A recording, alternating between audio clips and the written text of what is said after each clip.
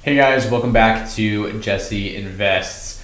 Today we're going to be looking at my dividends account on the app M1.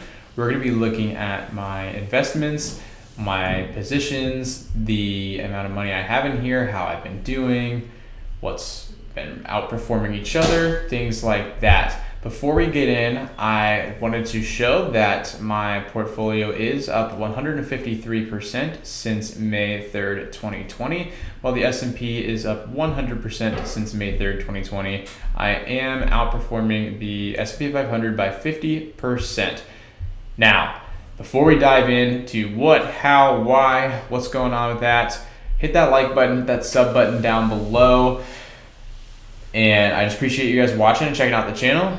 And let's get into it without further ado. Okay, so right now I have $2,900 in this portfolio. I have almost $3K. I have earned $87 in dividends, and the account has returned $300 just in the price of stocks to me, for a total of 24% rate of return. On M1, you have 7 slices. So you have all your positions, and then you can divide your positions into little categories called sections. You get to name them at what you want. So for example, I named this category Tech, and it contains the stocks Microsoft, Apple, and SMH, which is a semiconductor stock, which are all up, by the way. But I have growth, financials, tech, industrials, restaurants, grocery, and healthcare.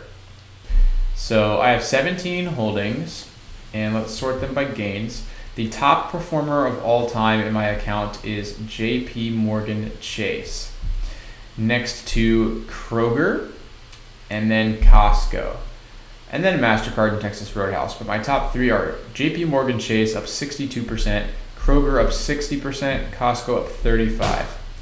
And now let's use this as an opportunity to look at all my positions. So I have JP Chase, Kroger, Costco, MasterCard, Texas Roadhouse, Microsoft, Aflac, Apple, McDonald's, VYMI, which is an international ETF, Waste Management, SMH, which is a semiconductors ETF, including NVIDIA and AMD, schd, a dividends ETF, Caterpillar, VU, which is the S&P 500, Eli Lilly, and Target.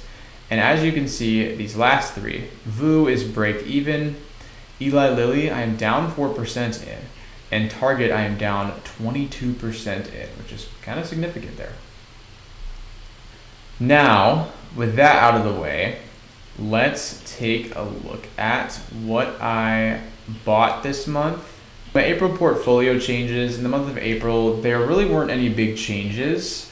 I did start adding $80 to the account per month instead of $40, so that was a change I can put. Doubled contribution amount. There was a dividend change with JP, which was nice. JP changed the yield of their dividend from 2.03 to 2.27%. So JP now pays shareholders more of a dividend, a higher dividend. And this means for me that instead of receiving $1.90 each year right now from JP, I get paid $2.13 from JP for owning the same amount of stock. They just upped it. So that was super nice. Now I deposited $80 into the account. There's a $3 monthly M1 fee, so net money added was $77.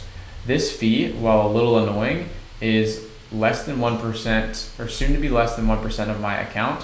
And the more money I put in the account, the smaller percentage this is. It's a fixed rate of $3 a month. And that's a pretty competitive rate. But once I get to $10,000 in assets in the account, I'm a third of the way there, that fee will disappear, which is nice. Now, here's what the $80 bought. It bought $27 of Waste Management, $3 of SMH, $8 of McDonald's. It bought $18 of Aflac stock, $9 of JP Chase stock, $9 of Target, $4 of Texas Roadhouse, $8 of Apple, and $4 of Eli Lilly. I sold nothing because we don't want to trigger a taxable event. I don't like to sell. And dividends earned were 63 cents from Texas Roadhouse on April 1st. No, this is the meat and bones you guys are waiting for. 63 cents was paid to us from Texas Roadhouse on the 1st. The previous time they paid us, it was 51 cents. So this is an increase of 24%. JP Morgan Chase, at the end of the month, paid us a 53-cent paycheck, which is up 10% from the last time they paid us. So that's a total of 17 cents in dividends.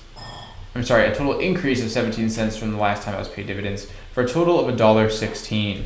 Compared to last month of $11.81, this feels like a major kind of letdown. Not letdown, but definitely not as satisfying, not as much of a dopamine hit.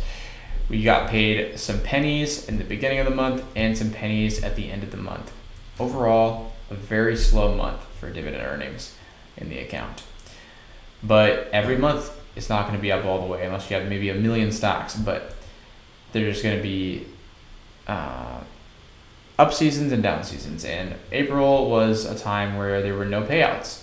And in March, we can see there were hella payouts. So all these stocks that paid us are waiting 3 months until the next payout. So we'll see in June a big payout again. Not much for April, and probably only a little bit for May, but June will be really paycheck full again. So $1.16, now how does that compare to the account? So if we put the $1.16 and plug it into May, we can see that I earned 48 cents in January, I was paid $1 in February, paid $11 in March, and paid $1 in April. This is less than last year, but last month I got earned more than last year.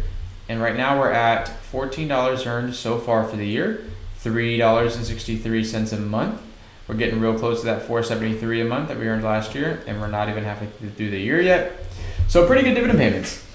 And it's a snowball effect, guys. I will say that even though it's pennies right now, the goal is the more the dividends go up, the more money I add to the account. It snowballs. The $1 months become $11 months, which become $110 months, and then $1,000 months, and then I'm living off of it at age 50-ish. So that's the goal. Spend the next 30 years growing this up, updating you guys monthly, and thanks for watching. That's really it. But the last thing I will say, I'll throw in for you guys that are really interested in how this compares to my other portfolios. If you watch the channel, or maybe you're just getting started and you want to see this and see what else is out there that I make for videos, we can see here that I do compare my different accounts. I have my Roth IRA that I make videos about, this account, which is the blue line, my M1 dividends. The purple line is my investments into Bitcoin. And then the green line is the S&P 500, kind of as a benchmark so we can compare it. And gold is how gold is doing.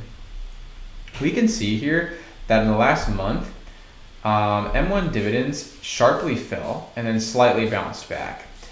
S&P 500 had a steady fall, and it continues to fall. Bitcoin had a sharp fall and then a decent rebound. That puts Bitcoin earning more than the S&P 500 right now, and more than any of my accounts is the value of Bitcoin.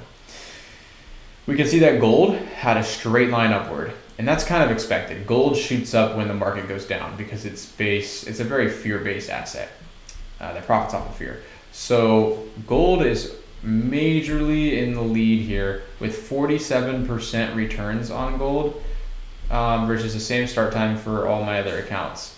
We can see that S&P 500 and my M1 dividends account are neck and neck. My Roth IRA is really trailing behind, which is kind of sad to see because that is an important account still. And Bitcoin is beating the two, the S&P 500 and my M1's account. Gold is just shooting up to the stars. But yeah, that's where we're at, guys. Thanks for watching. Really exciting stuff. Excited to see our next month. Hopefully we get paid a little bit more than what we did this month, but it is still neat to make a video about nonetheless. Thanks for watching, and I will catch you guys in the next update.